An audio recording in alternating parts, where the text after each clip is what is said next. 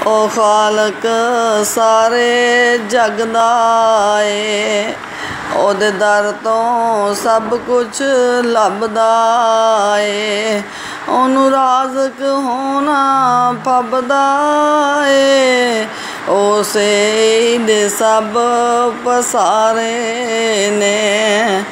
सुबहान अल्लाह सुबहान अल्लाह सुबहान अल्लाह सुबहान अल्लाह।